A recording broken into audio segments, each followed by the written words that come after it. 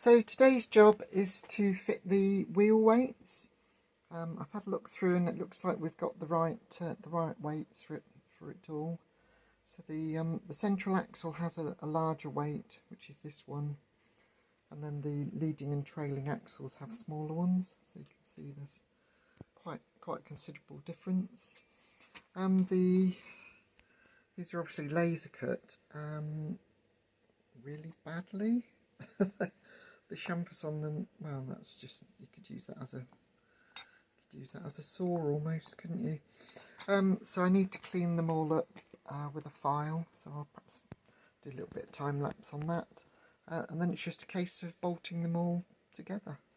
Luckily, in this case, I've actually got enough fasteners, I think.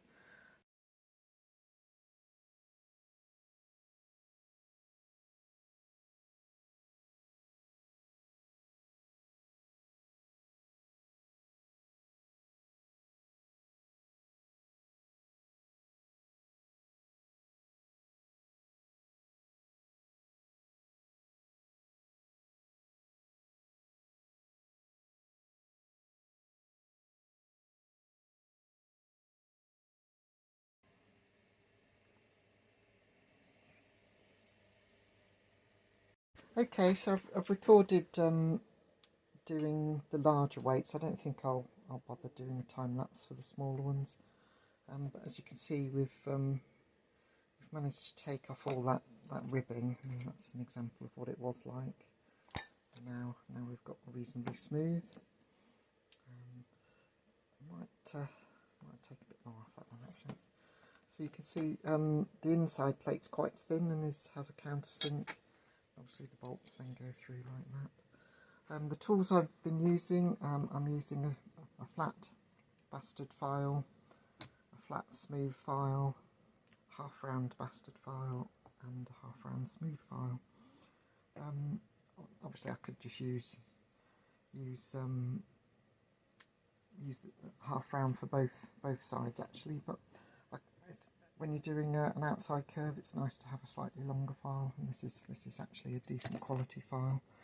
It's an Öberg from Sweden, so you can see that's a number 2 cut.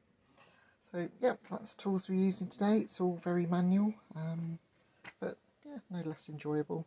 I quite like doing fitting, so it's quite nice. It's quite relaxing, and it's a very hot day, so it's not too strenuous.